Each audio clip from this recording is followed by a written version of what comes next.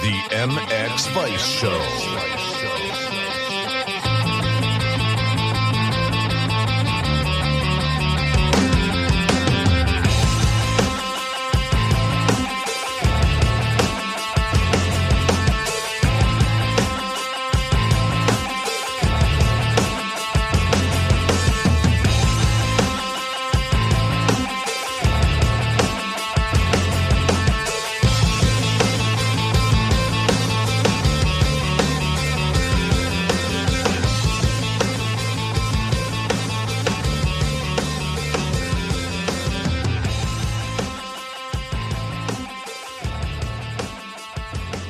Welcome everybody to episode 150 of the MXV Show. We have another action-packed show ready for today. For this episode, we're joined by 1996 World Champion, a former GP star who's also raced in America on top of many other things, New Zealander Shayne King. But before we welcome Shayne, we'd like to thank Parts Europe for sponsoring this one. Parts Europe distributes spare parts, accessories and rider equipment for all motorbike segments in Europe.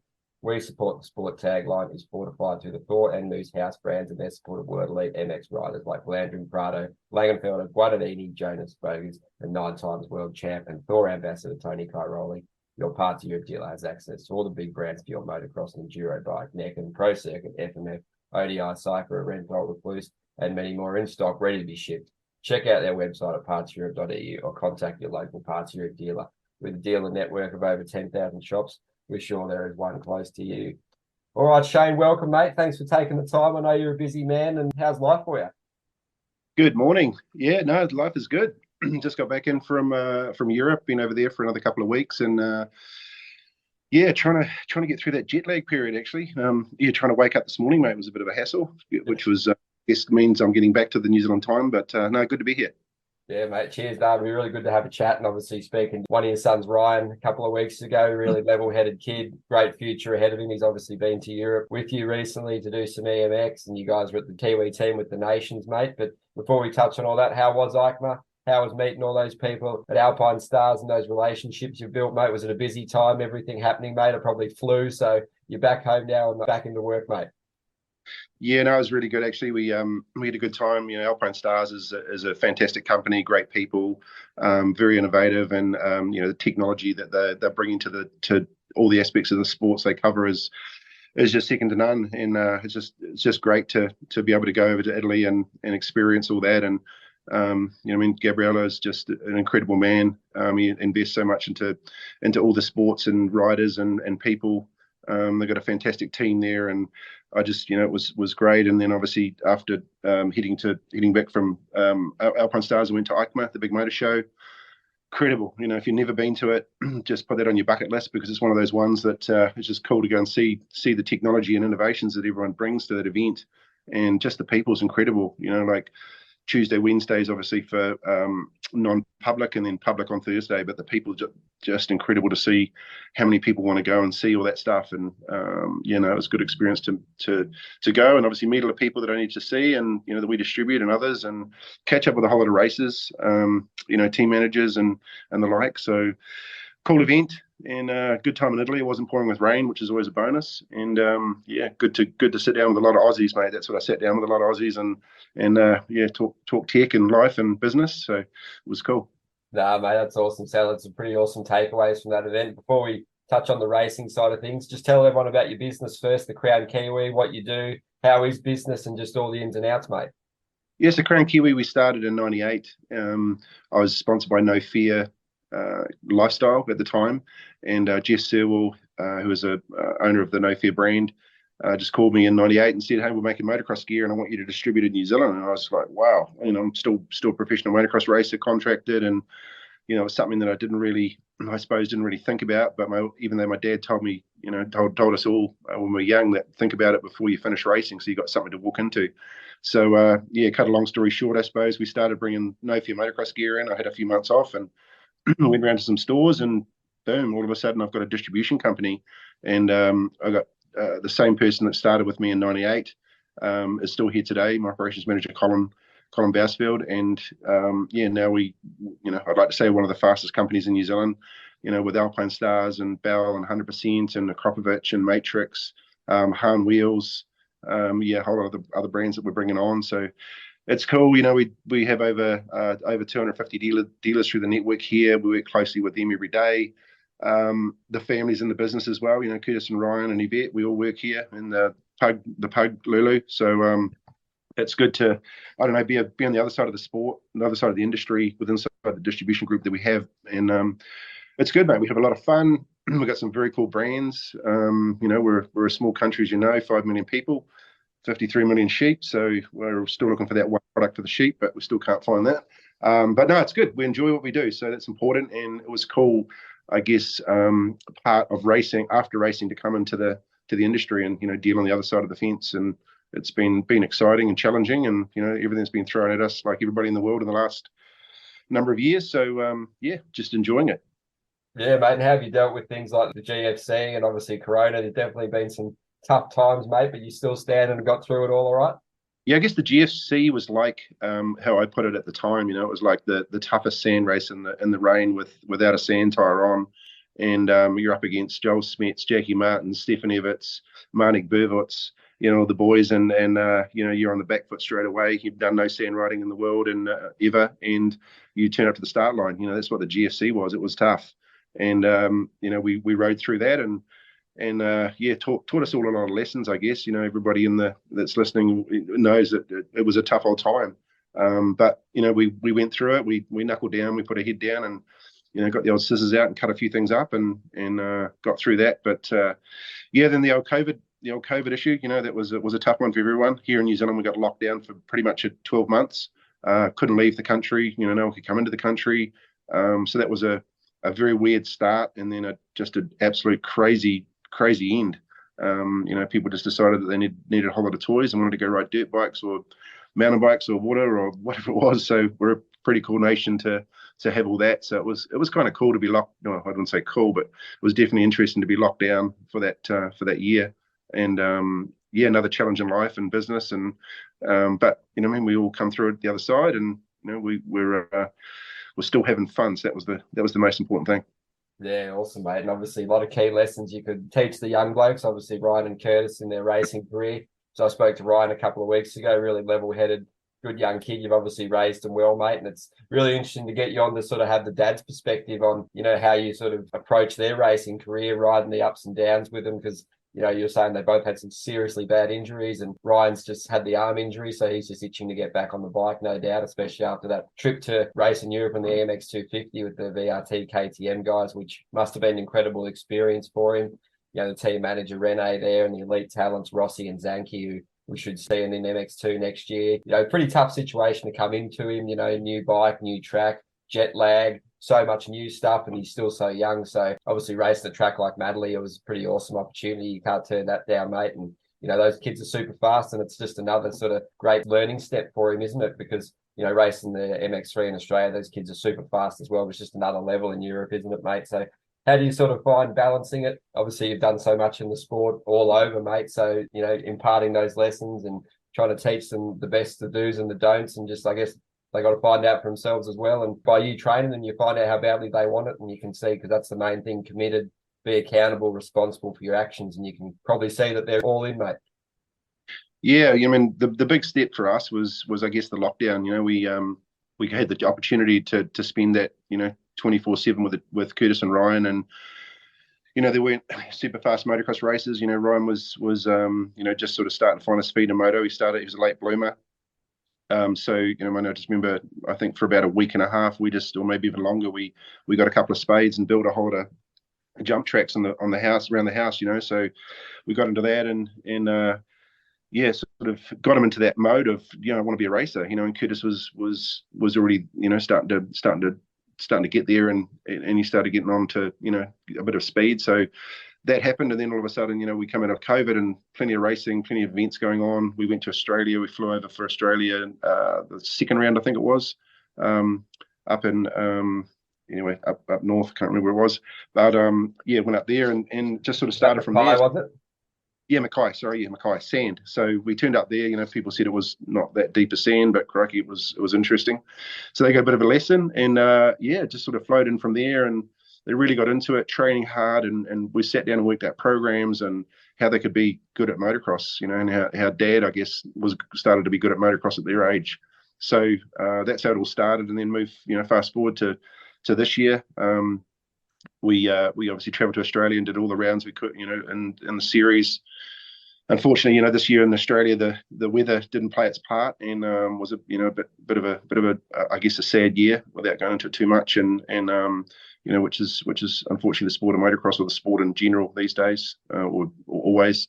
But it was cool to have the opportunity to go to Europe with Ryan and ride for that VRT team, and great team, awesome people, and getting dropped in there was interesting. Ryan sort of turned up there and expectations were zero, just to go there and have fun and see what he could do and have a first dip into it. Didn't get the chance to ride the bike on the Thursday, Friday because, unfortunately in England it tends to rain a little bit like New Zealand. So straight in Saturday, straight into practice on a bike that, he knew was orange with a KTM on the side. But the rest of it was a lot different. He rode well and, was disappointed as well. But like I said, Tim, it's a learning trip, understanding what he needs to do if he really wants to give it a go in Europe, and come out 18th in that first moto and 22nd in the second one. But yeah, just learning. You start there on the Sunday, you go straight into a 2-lap warm up, and then you go straight to the start line and do a 30-minute moto. So something that I didn't really think about, and I should have, but probably a little bit unprepared. But good to go there and do that. And then we moved on to, obviously Italy to go to Alpine Stars for a week and just cycled in the mountains for a week with Ryan. He cycled in the mountains, I cruised on the flat. But it's good times. That's cool, mate. One of those sort of trips that you just gain so much from. And then in 2024, obviously, you'll be racing the MX2 class in Australia, which is stacked full of talent, speaking to a lot of the guys. So that'll be another sort of natural step in the progression, mate. And I guess you're happy with the progress the kids are making. They're obviously developing well. The speed's coming, and it should only just be going up from here, mate. So I guess once Ryan's recovered, full pre-season mode, and then some racing in New Zealand, then ready to attack the Aussie series. Is that how it's looking? And I guess they're sort of gearing up for a big couple of months, mate, because this is that key sort of base building period where you get that fitness up, because once the season starts, it's obviously not heaps of time. It's sort of more that maintenance mode, and a couple of days on, so much recovery and a lot going into it. And I guess it makes it even more challenging, you guys living in New Zealand, traveling over to Australia. It's probably not the most ideal situation, but that's what you got to do to make it work, isn't it? Yeah, it is. I mean, motocross is a very difficult sport. Every sport's difficult in its way, but motocross is, you've got a bike, you've got the human body as well. You've got to make sure you're fully tuned. So if one doesn't work and one doesn't sync with the other one, then it can be a very difficult sport to learn. So, like I say to my boys, it's just a learning thing as you go along. You got to tweak everything. And the injury from Ryan wasn't ideal, but also in that respect, he's had a chance to work on the mental side of the game. He's still been training every day, running, cycling, and doing his workouts with the trainer and stuff. But Curtis has been full on. He's just been flat out riding as much as he can. Obviously trying to adapt to the new Honda as well. Boys have been on KTM from day one, and Curtis has been hard out. He's got a good program with Triple Eight Racing, Triple Eight training here in New Zealand. So Ryan, it's just a matter of getting through to next Wednesday and starting again. But I think it's good for his recovery. He's got a bit of time off the bike, which is probably important. He's been racing crikey since probably November last year, so it'll be a good time. It was a good time just to chill out and get back to recovering from what the sport does to the body. Yeah, absolutely, mate. Was there any chance you were thinking of doing the Aussie Supercross series? Obviously, the injury took that out of your hands, but was that something that was on the cards? Yeah, we actually looked at that after the last round of the Nationals in Aussie at Coolum. But just the effort that we've got to put in. We've got a business here as well, so you've got to think of the other parts of life. But we just decided this wasn't the year for the boys to do Supercross just yet. Supercross in New Zealand's just zero. We just don't have anything here at all. So it would have taken a lot of effort to make that happen. It was Europe, I guess, with the EMX race was important for Ryan. Getting Curtis back up to where he needed to be was the other important thing. And then planning for 24 with Australia. We've got New Zealand starts up here with the first races a few weeks ago. And then we start up here at Christmas time with the Summercross, which is going to be cool. Brody's going to come back. And then we obviously have Woodville Grand Prix, which is a massive event for us, Honda sponsored, and just very, very cool event. Sounds like there's a lot of Aussies coming over. Josh Coppins we've got a couple of the Yamaha crew coming over. Sounds like Honda are going to send a few of the boys as well. Just a good sort of break for them to do some gate drops and at a cool track and a cool event.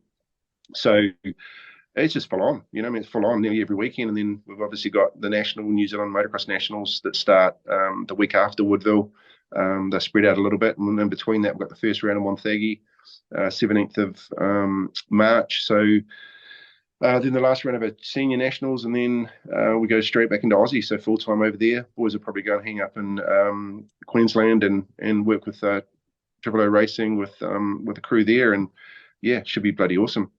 Yeah, mate, certainly a lot going on, that's for sure, mate. They should be pretty primed for the new season. And yeah, like you said, mate, getting those gate drops is so important just to come in as prepared as possible on that training base. So I was going to ask you, obviously, with being a dad, a lot of kids obviously don't listen to the dad so well. How are the kids on the feedback, mate? They're pretty receptive to what you say, and obviously you know so much, but sometimes they listen when it comes from someone else, mate. So they're pretty good on that side of things, and you find the message resonates.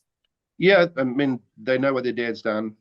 They know what their dad's like, and they listen a lot. They just, I guess sometimes it's hard to put it across to them the way that they'll take it and grab it and go and run with it. So it's just good to have great people around us that that have helped the boys as well. We've had obviously a lot of fast riders here with Cooper and Reese Carter and stuff that have helped the boys along the way. Billy Frank, and it's working with Curtis. And then the biggest step for this year for the boys, or for Ryan, was hitting Australia early for those last 3 rounds and going to stay with Jeff Leask. Jeff's a good friend of ours, and we're going to stay with him. And yeah, just picked up a lot of stuff. Went back to the basics again, and he pulled 2-3 seconds out of his pocket for those last few rounds, and it showed in the results. And it was really good to work with him. And yeah, I guess they do listen to Dad, but it's also good to have other people that help them guide, and then they understand that actually my dad was right 100% about that. But no, it's cool. They listen, and they're good boys, and they're having fun. My big thing is that if you're not having fun, you're not doing good in your sport or in life. So fun first is my words. Yeah, mate, absolutely. The advice you must be able to give them must be pretty invaluable. So yeah, it sounds like they're pretty wise enough to take it on, mate, that's for sure. And obviously racing back in Europe would be on the cards for next year as well, mate, at some capacity where you can fit it in the schedule, because obviously it's just such key experience and learning done over there. And with that being on the cards, what were the key things yourself and Ryan took away for you to work on? Obviously the intensity, the speed, the fitness is just massive over there, and just how wild those kids are, mate. They're fearless as well, aren't they? Yeah, far out. I guess we took a lot from it, just to be able to sit back and sort of, watch, which was a cool thing for me with the VRT team, to sit there and, he was fully looked after 100% with the crew there. And it was just good to sit there and actually look at the things that Ryan was doing right and what he was doing wrong, and just make a list. And, didn't talk to him about it the whole weekend, but when we headed to Italy, just to be able to sit on the bicycle for hours every day, just talking about what we need to do and how we need to do it, and it's for both boys, so we learnt a lot, and he learnt a lot, and I think Curtis is definitely sort of him and Ryan get on very well, so they talk a lot, as you do, as brothers in the same sport, so they learned a lot as well. And I guess for me, it was a 3.5 weeks away. I went with my 17-year-old son. That was a cool thing to go and experience that, and just grow together. But yeah, Europe, man, the speed of those EMX boys was fast. You can see that they just go straight into factory teams, when they're at the pointy end. But yeah, just the level's just incredible in Europe. And back in my day, it was probably the same. People like, man, used to lap me, and it's just the way that the sport is. You've got these very fast people nowadays. It seems to be there's a lot more riders that are closer, that can win a race. And that comes from, I guess, the technologies of motorcycles, the trainers. I never had a trainer back in the day. I had trainers, but not the same level they are today. And the knowledge of what you need to do, with your body and blood and your bloods and just everything to be max, have the maximum opportunity on race day. So, but yeah, cool to go to Europe, cool to experience that for Ryan, and cool for me. I spent a lot of time talking to a lot of people, catching up about the good old days, and being back in the paddock was exciting. Absolutely, mate. Yeah, to sort of, yeah, like you said, do what you need to do and I guess prioritize the key areas and just get everything in a row. You can really make the progression. Like recently speaking to Max Spees on a couple of podcasts this year, a couple of years ago, he was getting lapped in EMX, now he's getting top tens in MXGP. So definitely you can sort of get the pathway going pretty quickly once everything's in a row, mate. So that's pretty awesome. And I guess Ryan and yourself got a pretty good eye opener going to the Motocross of Nations. Obviously, you've done it many times as a rider, but must have been pretty cool just helping out Team New Zealand. Obviously, Harwood's a legend. Spoken to him, he's a really good inspiration the way he makes it work, balancing, racing in Australia and his full-time job. So, yeah, he's just absolute weapon, mate. So I sort of don't really know how he doesn't slot into the top five against all those factory guys in Australia and then go to the nations. Pretty cool. And obviously, Scott and Cooper all did the country proud, mate. So how was France? Obviously, firsthand how wild the crowd is, mate. They look pretty next level. There was some sort of nutcases. The atmosphere looked kind of unrivaled in recent nations. It was pretty brutal, mate. So how was it for you? And I guess it was just good to be there, having a great time and soaking it all in. Yeah, just wow, what an event. It was just incredible. We always knew it was going to be probably the biggest event ever in the Motocross of Nations history. But yeah, just, blew me away how the crowd and, just went up. Ryan and I went up on Saturday night to the whole team went up to the the camping area, and just, man, there was one of everything up there. It was just incredible. And but yeah, what an exciting event. It's cool to be able to take your three best guys from the country to that side of the world and go and compete with the best. And it was just amazing to see the effort that Cody, Hamish, and James put in. The whole nation, we've got great people here that support the team. And Penny Holmes and John Penny, who used to be a motocross racer here in New Zealand, quite good, and used to win a lot of races. And then we've got Brendan and Dee from Best Build Construction and Wellington, good friends of ours that that contribute to the sport, and Dub Construction and Jerry as well. Jerry's a great man, so it was cool to have a lot of people supporting the team. And yeah, just an amazing event. The boys did great. I just was really blown away the effort they put in. We went there with an expectation this time, that we want to be top 15, and to pull out of the event with 14th was I was very proud of everybody. Bevan and Sue Wheel that and myself, we're in the management team that puts it all together. So just it was cool to be there, cool event.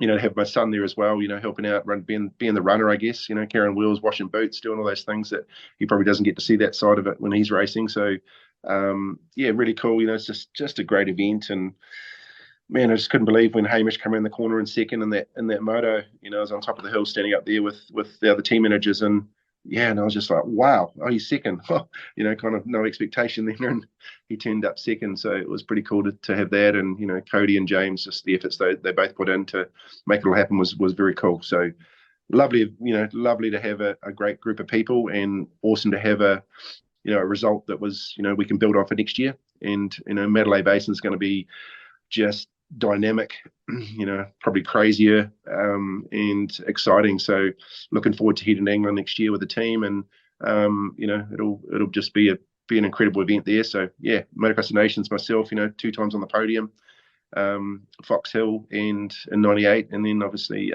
Belgium, Namur. Namur was like my home race when I lived in Europe. So very cool to be on the podium. And I think I raced it 12 times, and just had results from the back of the field to the front of the field. So very cool. No, it's awesome to hear, mate. Really cool thing to share that experience with the young fella for sure. And I guess the state of play in New Zealand motocross is pretty strong considering how small the country is. Like you said, obviously building from what you and your brothers have done. You got Coppins, Townley, Cooper, obviously Harwood, obviously the young talent coming through, Brody Connolly, your sons, Townley's young fella, Davies. There's some serious talent coming through, mate. So I guess you probably know them all pretty well and have some sort of a role in, helping them out at various times. So what's your take on how good the talent progression is, mate? And it's pretty exciting for the future. Yeah, New Zealand's a very unique country. We've gone through a bit of a hole, I guess, with riders. So we've had a little bit of a lull, I guess, around the world. So obviously back in my day, traveling to the other side of the world was a big thing, but nowadays it's trying to get a ride. That's the hardest thing. So we've got some work to do here. We know what we need to do. Part of the reason why the boys are racing in Australia is because we wanted to show people how easy it was to go and race in that great nation. Got a great series, Motorcycling Australia do an amazing job. Some great people inside teams. and the talent's very, very strong. The fields are stacked. No matter if it's MX3, MX1, or MX2, the riders put in a lot of effort. Just Nathan Crawford with his elite rider program up in Queensland is just incredible. Worked with Ryan for a number of weeks and taught him so much about motocross. It's just incredible to be able to have those programs over there. Beaton's got his program, and it's just cool to see the level. So our goal here is to get as many riders as we can over there this year. Obviously, Hamish is going to be there, and Coops is going to do some races, and James Scott, and we've got Brodie Connolly, who went to the Nations 2 years ago and set the world on fire there for a little while until his bike broke. But gave a ride in Australia. So, we've got a lot of work to do. The talent here is, we're building again. Got, like you said, the names there. We've got Cole Davies that's signed with Gas in America, which is very, very cool for him and his family and his career. Ben with his family is just going to be, coming through very strongly. Ben's got a lot of focus and loves the sport as much as I do, and he knows what it takes, and I think we've got, the next couple of 3 years are very important for New Zealand and motocross, and I think we're heading in the right direction. Motorcycle New Zealand's a very strong body, and we've got a lot of plans there to work with our riders. So it's going to be an interesting, next couple of years to get our riders back up to where we need to be. But getting our level up is important, and traveling overseas and with riders and coming back and bringing that level is going to help us here. More riders back in the country again. You've had a couple of stale years here with obviously COVID. So having the Aussies coming over for a few races this year, and Brodie coming back next week and doing a couple of races here as well is going to help us lift our level a little bit and show people what the level really is overseas.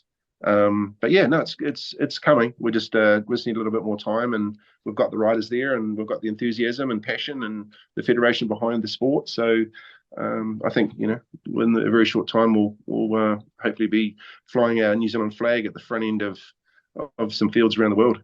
Absolutely, mate. Obviously, I was at the Newcastle Supercross on the weekend in Levi Town. He had the speed, mate, had the skill, so that's another cool thing. But it must be a challenge, you were saying, for the Supercross in New Zealand. Even some of the guys in Australia have issues with the tracks, which is why a program like the 00 Elite one, they travel around the tracks. They have a lot of, access. It's tough. They got to do a lot of traveling and stuff. But that's just the key thing with Supercross. The tracks, isn't it? It's probably sort of amplified where you are, isn't it, mate? So finding those is obviously a challenge. So that's why you obviously have to do those training blocks in Australia as well if you want to, get some more tracks and seat time on it. Yeah, it's just Supercross is different. It's like it's a different sport. I always say to people, it's like it's the rugby or soccer. It's the same. You're playing with the ball, you're running up and down the field, and you're trying to score at the other end. But it's the same thing. Supercross is such a different sport. You've got to put the effort and the time in. You've got to ride, as much as you can. You've got to get that down.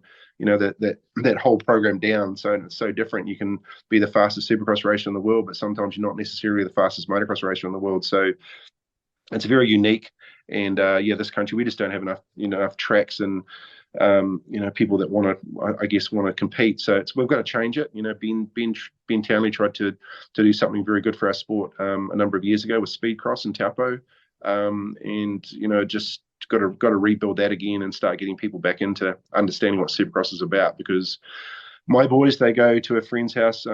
He's called Teabag, and don't ask me why, but cross track there, and the boys, it's good for them to go out and ride, go out and ride that Supercross track, get that little bit of technique, and then go back on the motocross track.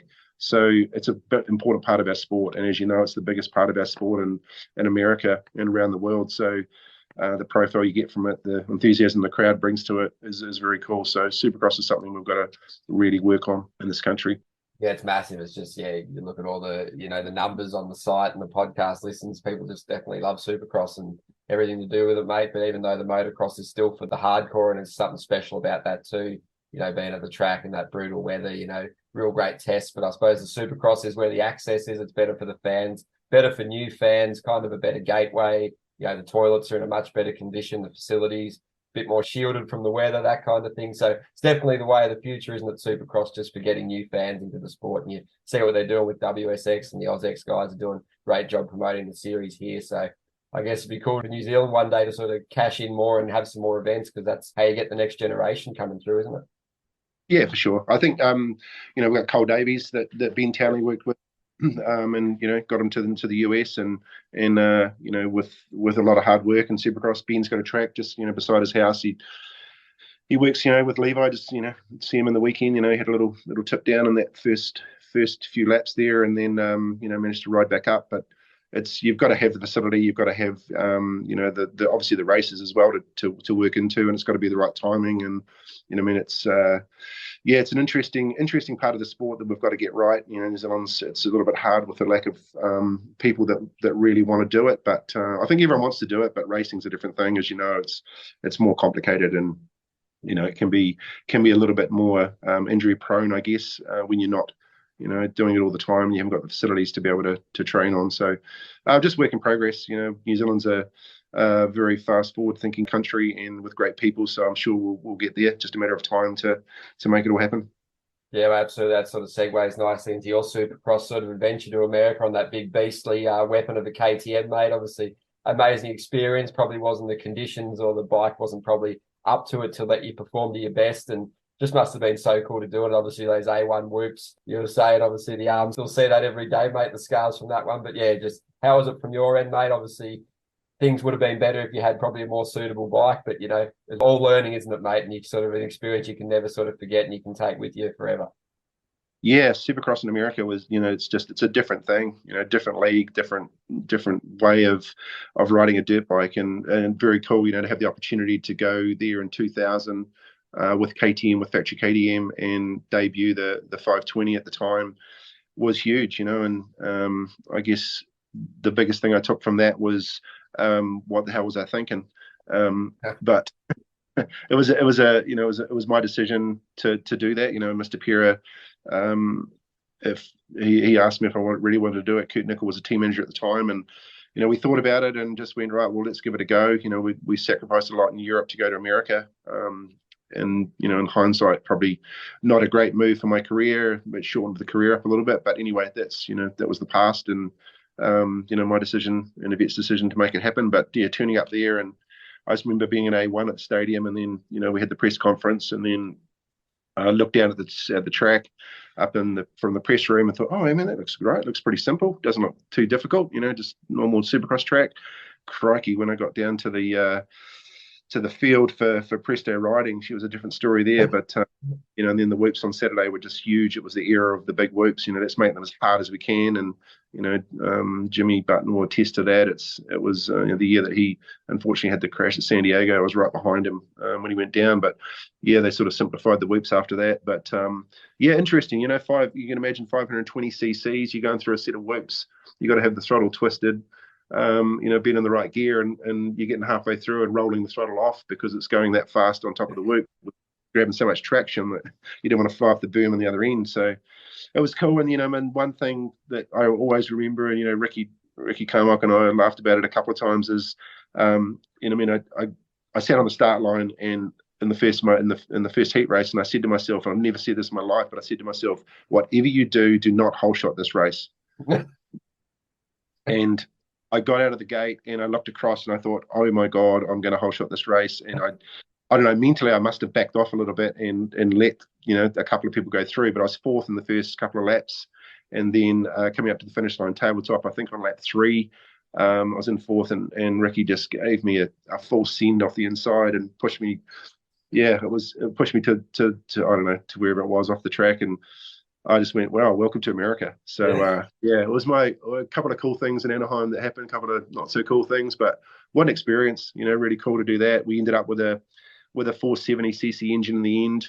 Jimmy, my mechanic at the time, a good mate of mine, he from New Zealand, we just worked on a smaller engine because that 520 was just a handful. Some of those tight tracks, like Minneapolis and stuff, were just hard work. But yeah, man, the challenge, I was up for the challenge. We had a new bike, and working in America with KTM was amazing, and trying to figure out how we could make this bike work. And but yeah, what a challenge in Supercross. Holy, every week I went there and went, God, I wished I had a 252 stroke. But I didn't. My job was to ride the 520 and show KTM customers what this bike can do.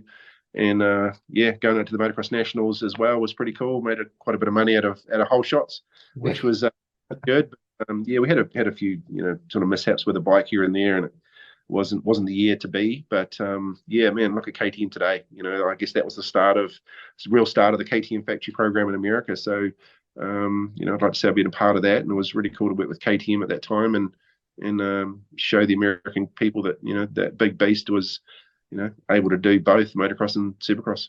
Yeah, absolutely, man. Must have been so cool. Did you enjoy the fans? Must have been pretty cool there. Absolutely wild, pretty cool contrast to Europe, where they're obviously both great sets of fans. But what were some of the contrasts there, and how was the lifestyle, mate? You obviously would have enjoyed living in America, probably maybe even more than Europe. So how was it for you there, those two?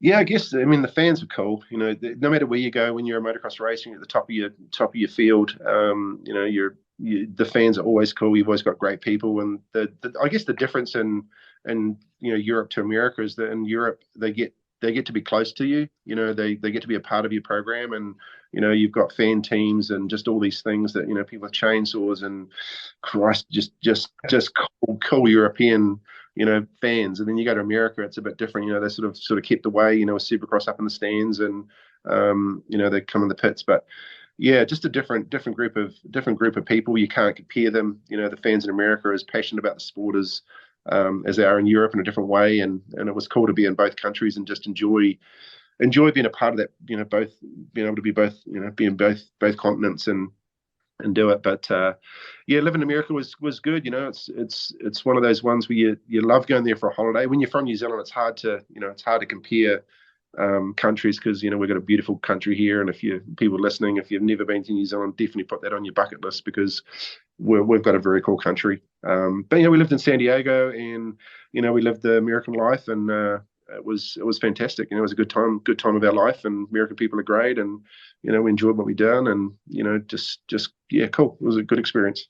Do you get back there often these days, mate, or not so much?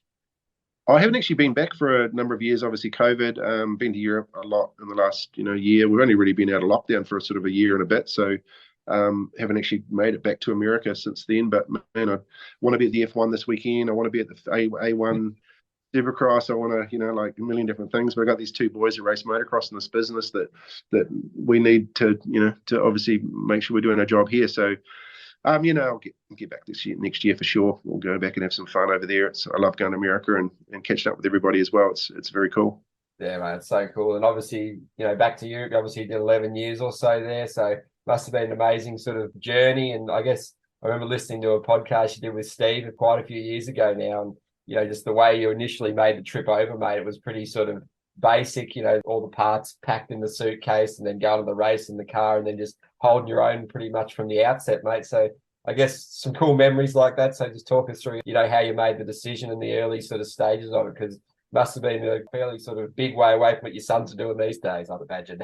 Yeah, well, to travel from New Zealand back in the days, it was, before my era was obviously a challenge. So, we tried to, got a lot of racing done here in New Zealand, got a lot of racing done in Australia, raced over in Australia a lot as well, and stayed, and did a lot of motocross over there, and then decided that, I need to go to America, and we traveled to America in '92, and did a lot of races in America, and then we had opportunity to be a part of that sort of a second tier program in America with Yamaha and with Keith McCarty. And then my brother Daryl called and said, mate, you always wanted to be a world motocross champion, you got to get over to Europe. So next year went to Europe, bought a bike from Yamaha here in New Zealand, pulled it apart, put it in suitcases, and jetted off to Charles de Gaulle and Paris, and met up with Oliver Perrin, and we rented a car, with Jimbo, my good mate, and I turned up to this race in Tom Song, had the bike in the back seat, and wheels off, handlebars off, and forks out, and pulled up there, and these people were looking at us in these big trucks and just thinking, what is this guy doing? Went out there, and I think I ended up winning the last moto, and they're just like, wow, had all these people around us, and I was just like, oh, crikey, what do I do here? So just an amazing thing to do, to turn up with a bike and go ride, and spend a year, carving away at the international races, and then got on a 125 and started a 125 Grand Prix, and I got 1 point at the San Marino Grand Prix that year. And if you know me and the size of me, riding 125 back in the day, 90 Yamaha 125 was not really the best bike in the world, but No, it was cool, just great experience, and that sort of put me in good stead for the next years, and managed to obviously win a world championship in '96 in the 500 class. So that was a very fast learning curve for Europe, and then 11 years there with a lot of wins and a lot of races. It was pretty cool. Yeah, absolutely. I remember hearing you were saying, I think at 25 years old, you'd be world champ, and obviously it happened in '96. But yeah, just an epic achievement. Obviously, how much of a surprise was it for everyone back then? Obviously, because the year before you were a little bit further back, mate. So definitely, come up on those blokes and mate got the job done. So it must have just been an amazing year. And I guess talk us through the ups and downs and the key turning points for it for you in that title winning year, mate. Because not many people out there can say they've won a world championship, mate, and something you can hold forever. Yeah, for sure. Thank you. It's pretty cool to have a world championship for sure. It's something that I dreamed of. And at 16 years old, I wrote down on a piece of paper that I want to be world champion at 25. And my dad signed it. I signed it. Still got that piece of paper today. And I won the world championship on the 8th of September, 1996. And on the 9th of September, which is my birthday, I turned 26. So achieve that goal. It just proves that if you write stuff down and you really work towards it, and you can achieve it. So, and had fun the whole way through. But yeah, 95. I guess 95. I finished ninth at the World Championship that year, and it wasn't from a lack of speed or trying. I had an injury that dislocated my thumb backwards, so I slid down a hill, had my hand out, and it just ripped on a rock and pulled my thumb right pretty much out of my hand and flipped it backwards. So had a bit of an injury and come back from that. And, towards the end of those Grand Prix, I started feeling like I could be a top 3 contender. So I went to the MXV Show actually to go and put some deals together for the year for '96, and strung a deal together with a Rye, which had been a sponsor of mine for many years, and great people.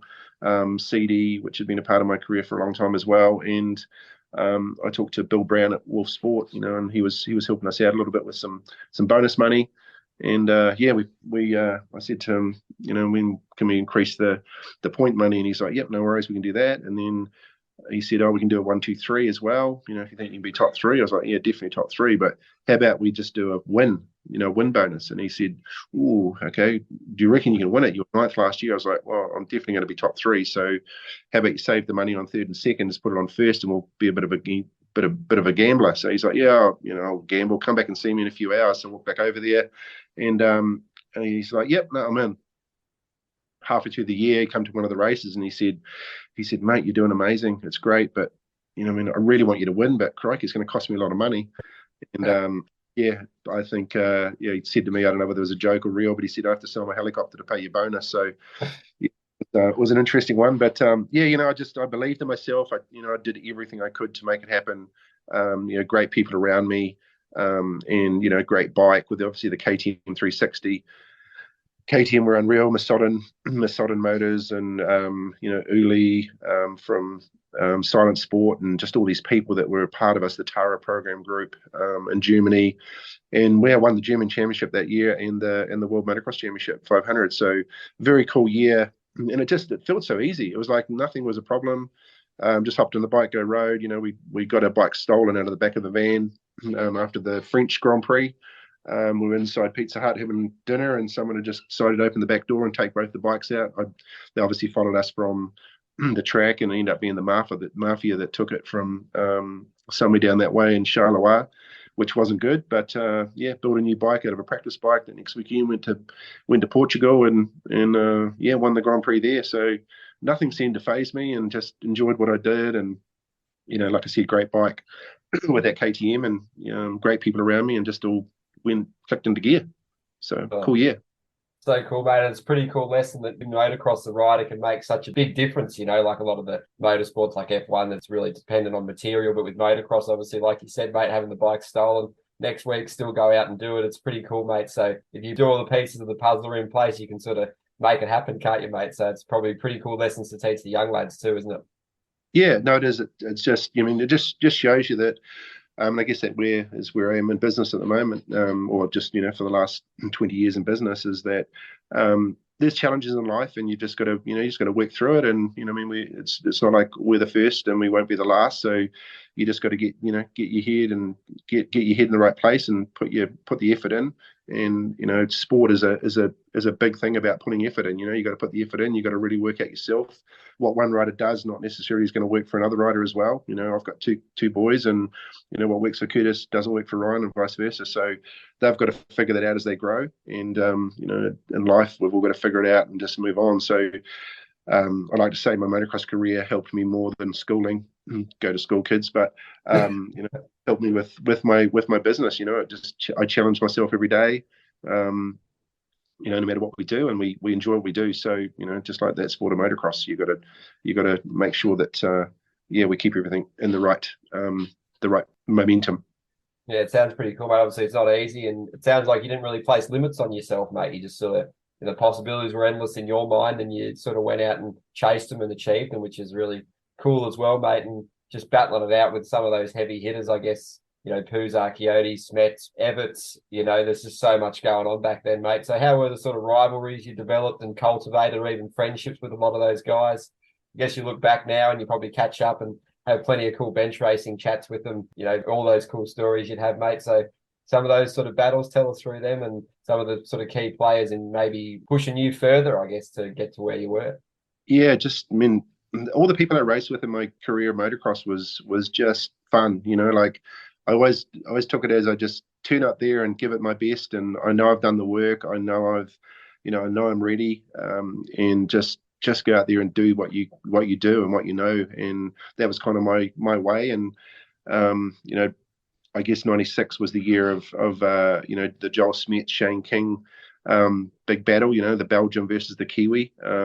Belgium obviously behind their countrymen, and just to be able to understand that. So just becoming, I really become friends with a lot of Joel's supporters, and because I loved it. I loved the battle of getting on the track with Joel and not knowing what he's going to bring today, because he was incredibly fast and incredibly talented, and just to be able to turn up there and try and be better than him every weekend was the mission. So I just experienced everything from the happy Joel to the English speaking Joel to the French speaking Joel to to the one that just come up afterwards and just said, man, that was a great fight. It was a really cool fight. But what I really loved was living in Belgium, and the press people and all the people that were like trying to sort of push Joel and myself apart, as racers, because as racers you get on the start line and you've got this mentality that you just want to win, and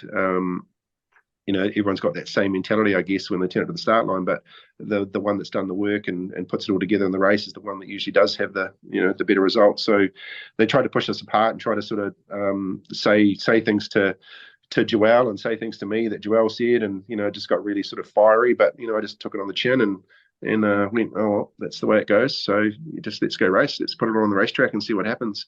But no, great experience. Racing with. We never really got to race the 250 or 125 guys much because we had our own championship. So back in the day, 125 championship was separate to 250, separate to 500.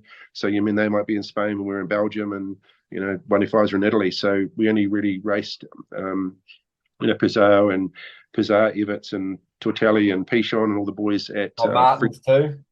Yeah, French International. So it was it was cool. I used to go there, and we had so many French international races. It was so cool to turn up there and race those guys, because once again it was another challenge. So beating Stefan Everts was definitely one of my goals. That was a cool thing. I remember I beat him in Bourg-Lone and caught him and passed him, and he was obviously having an off day, maybe, I don't know, but just it was cool to battle with those guys in my career, and obviously nations and all that stuff. So it was a great experience. Battling with Jackie, got a couple of great stories with Jackie, and we just caught up together in Eichmore. Actually, it's always good to catch up with Jackie. He's a great talent in motocross, and the big Belgium that just was a beast in the sand, and no, it's really cool.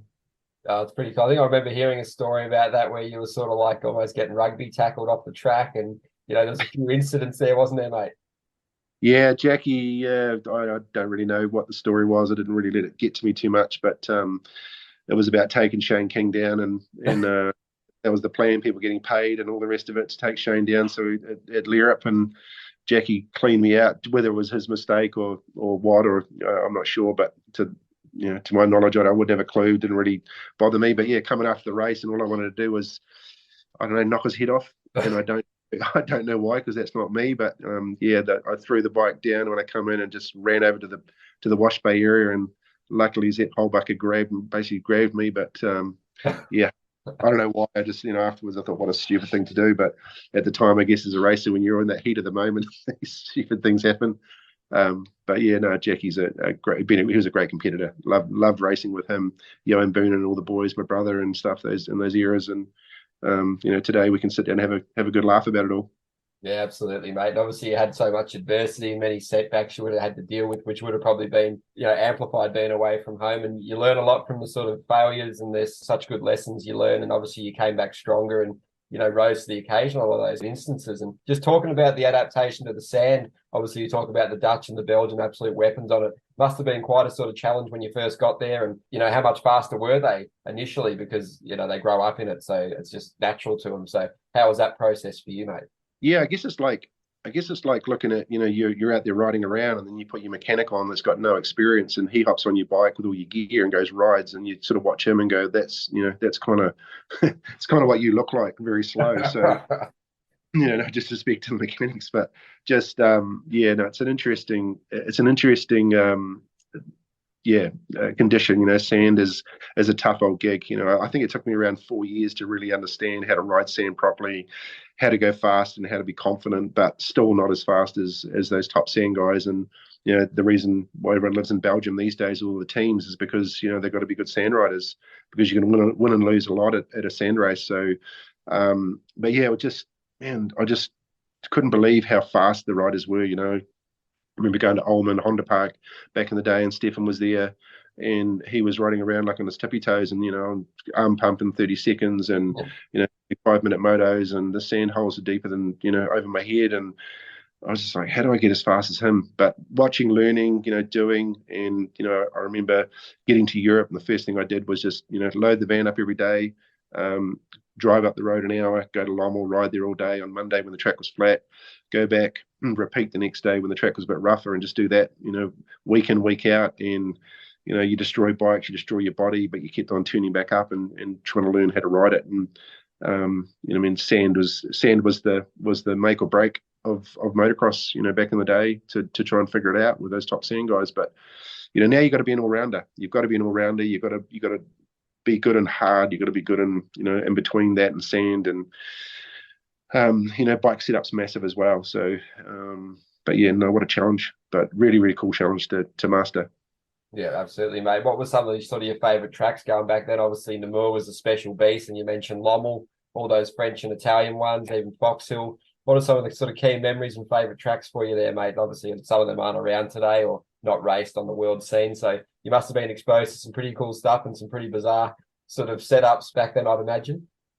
Yeah, I didn't actually not enjoy a track, and I guess Lommel in the wet was probably the one that I didn't enjoy, but I don't think many people do. But Namur was special, such a special track. It was one of those tracks that was over 3 minutes long, 3 minutes long, and you had to really know where the trees were. You had to really know where that rut ended up, and you had to know where everyone else could possibly go, because you just needed to have all the ins and outs of the track. And I remember in '96, I actually cycled down there, had the bike in the bushes, and walked the track, like 2 or 3 times, and then back down the next day, just to really understand where the trees and get a feeling for where I was racing. But that was an amazing track, and it's a pity that's not on the schedule anymore, and for a number of years. But because it would have been cool to have that as the Monaco of motocross, But yeah, I love racing France. All the tracks in France are very cool. Play Me On, even though it was rocky, was an amazing track. And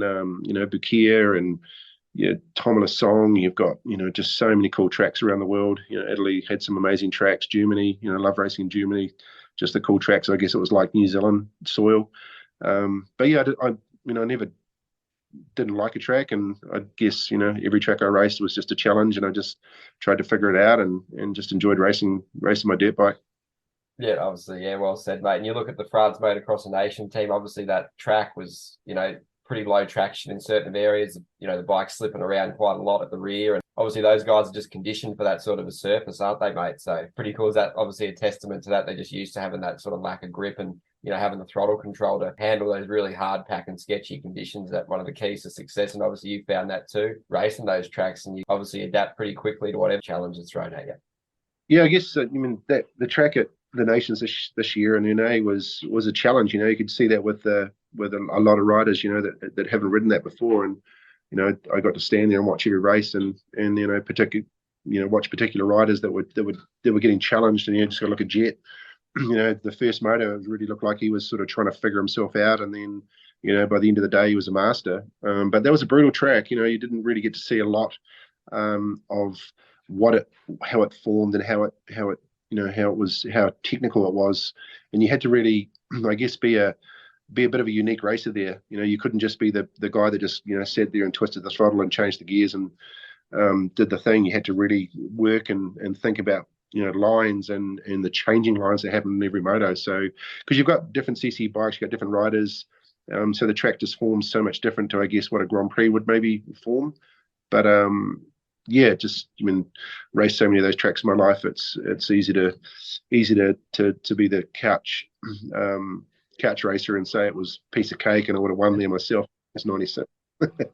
But cool to see the talented riders out there that love the challenge of motocross. Yeah, mate, absolutely different challenge, and like that methodical sort of approach to navigate it. Like Jet was even mentioned, just waited behind Kenny Roxon for a bit there and holding behind him, studying his lines and working out the sections where he might be able to make the difference. And yeah, he pulled the trigger on the pass when he felt comfortable about 7 laps in or so, mate. So definitely was a good test for all of them. But just to touch on Jet, how good is he, mate? I know you've seen him in person again, just must have been amazing. The balance, the stability, the head movement, the technique. All the little nuances he does it so well, doesn't he, mate? So just, I guess, poetry in motion, watching him ride, and he's always a good example to show anyone, but obviously it's harder to do because the fundamentals, the strength, everything has to be in place to ride like that. But yeah, just a great asset to the sport, isn't he, for Australia as well, and motocross around the world, and Alpine Stars for that matter. Yeah, just a great talent. There's been so many talents through the years of motocross, from the very beginning of the first day back in the 60s or 50s, so you just got to look back, and you could probably pinpoint a lot of these guys. You look at the Stephen Everts of my era. Now this is the Jet Lawrence, and that same thing in this era. But he's, I really studied him a lot, and I really see he's an angle guy. Really picks his points and shoots from those points, and great throttle control, and great balance. And he's just doing the work, and he's motivated. He's young. He's enthusiastic. He wants to be the best, and that all those things combined makes him what he is. And I truly believe he's a super talent that people should just stop and actually watch and understand what he's doing, because there's so much to be learnt from Jet, and also Hunter as well. They're a great brother combo to be able to watch and learn from. But yeah, well, just really cool to see such a talented person figure it out and jump onto that 450 and be so dominant. And I wouldn't say he's the most fastest guy in the world, but he's definitely the most talented, and he thinks about what he's doing. And cool to have him on Alpine Stars. He's a great kid, a great guy, and such an inspiration to the kids of today. Everybody wants to meet him. Everybody wants to watch him. Everybody wants to be like him. A lot of people want to be like him, and that's cool. That's what our sport can bring, and it's really cool to be able to see that from the outside. And he's going to be it's going to be an amazing season coming up, man. Supercross and motocross is going to be just incredible in America, and I'm so excited to have the sport as my number one interest in the world. And it's just cool to see such some talent coming from a young kid from Australia that put so much into it as a family. So yeah, really exciting. Yeah, mate, absolutely an excellent ambassador for the sport, and yeah, sort of bridging the gap between the outside sponsors and the industry sponsors, that's for sure, and elevating the product. And yeah, like you said, having him like Fevra, Prado, Roxon all racing each other at Nations bodes pretty well for Adelaide Basin as well next year. And obviously A1's just going to be amazing. Seeing what he did outdoors going undefeated, it's just going to be incredible. And I also wanted to get your take on Prado, obviously one of the absolutely elite technicians and riders in the world. Obviously a select group of riders like yourself have won a world title and then made the trip to America, mate. So What's your take on Prado doing Supercross? Do you think he'll do it? Have you heard any insights, mate? It's just an interesting story to follow, isn't it? Because he seems pretty keen, and there's all those sort of rumours popping up that he might even do A1. So it's exciting times ahead to follow that one too, isn't it? Yeah, I mean, he's such a talented guy. I mean, if you go back to day one when he was, just on that Red Bull sort of rookies program, I guess, and where he is today, it's incredible to see his Battling it progression. out with Natchki as well. Yeah. So, no, pretty cool to see and follow his career and to see where he's at today and to be able to watch him ride. The Nations, it was very cool to watch him at obviously the last Grand Prix that I was at as well. Just but there's so much talent out there, young talent, that's really cool for the sport of motocross, and really cool for people like myself that we can watch it and see and see these people grow as young kids into real men and be at the top of their game. A little bit of an insight here. So he signed a full contract year with Gas to race Supercross. So this is just debuted on. No, I'm joking, totally joking. Wouldn't have a clue. If he races the A1, that'd be cool for the people in Europe, just to see him, go and race that 450 class. And I don't know if you remember, but back in the day, Stefan Everts turned up to Anaheim 1 and was he was right there. So it'd be cool to see that happen. And I'm pretty sure he's probably thinking that way. It's just a matter of connecting all the dots, I suppose, and not so it doesn't interfere with his European campaign. Yeah, absolutely, mate. Interesting development to follow for sure. We've just clicked over the hour, mate, so I know you're a busy man, but just a couple more before we let you go. Obviously, looking forward to 2024 and a business and the kids racing perspective. So just, I guess you've sort of gone over a little bit, just the plans and anything to look out for, and where can we all follow your progress on MXVice and all the people on Instagram, and have you got some blogs in the works and all this kind of thing, mate? So just how excited are you as well for it? Should be a great year. Yeah, business is fun. I love what I do. Work with great brands, like I said, and just every one of them just keeps growing. And we love riding dirt bikes and being a part of the motorcycle industry here. So for our business here in New Zealand, we've got a lot going on for 24, and super exciting for the boys. We've got a program, New Zealand and Australia, so full time in Australia. And then Ryan has an opportunity next year to go and do 3 EMX races. With the Swedish Honda team, so we just got to put that together and lock that down with Patrick and the crew. So hopefully we can make that stick in between races. And the boys are both on Instagram, and obviously myself. I try to track as much as I can with the boys, and live my life through them now rather than them living it through me. Follow us on Instagram and see the life of the Kings in New Zealand. And like I said many times, I love what I do. The industry is amazing, got great people, and I enjoy going to the race and being on the other side of the fence. Water blasting bikes and cleaning their filters is just my dream. I love it. No, I've always put 100% effort into what I do and 100% effort into my children and family. So it's a super important part of my life, and it's given me so much. So to be able to now sort of turn that around and give that back to the boys, as we have been doing, is super cool. So I just thank everybody out there inside the industry that enjoys it as much as I do, and having a lot of fun. Yeah, absolutely. I was going to quickly ask, do the lads feel any pressure and sort of weight of expectation having you as a father? And do you have any, I guess, advice for young kids wanting to get into the sport? Obviously, dads as well, with young riders that are sort of trying to, do everything in their power to sort of get them to where they want to be, mate. So any just a couple of quick bits there? Yeah, I guess they do. That's not something they really talk about, but they've got some pretty big boots to fill to get as many trophies as me and a world championship. So I love rubbing that one into them. Like, hey boys, until you get a world championship, better listen to dad. That just end of the day, it's about having fun. Fun first. Put in the work. Do what you think you need to do and times it by 2, because sometimes what you think you need to do is not enough. Young kids these days just think that riding the bike's the most important thing, but man, it is not. You've got to work on that mental aspect of your career. You've got to work on good people around you. You've got to understand a motorcycle and how it works. You've got to put the effort in training and nutrition, and man, so many people out there, families I see that just don't have fun. They challenge their kids too much and try to live their life through their kids, and just let them go and have fun until they get to an age where they understand what they need to do. And that's usually sort of 14, 15, 16, and set them free and go and enjoy standing on the sidelines like I did at Manly Basin. So you should watch your children, enjoy themselves and be successful. Yeah, achieving their goals, mate, must be pretty cool. And yeah, last one, anyone you'd like to shout out to, say thanks, and I guess just touch on the importance of building relationships in the industry, mate, because with your business and the kids racing, they're so important, aren't they, to be honest, genuine, humble person, isn't it? Yeah, I guess, KTM had just been so good to me, my whole career of racing, and then afterwards as well. And, the kids have been on KTM from the very, very beginning. And, we've obviously changed to another brand in Honda this year.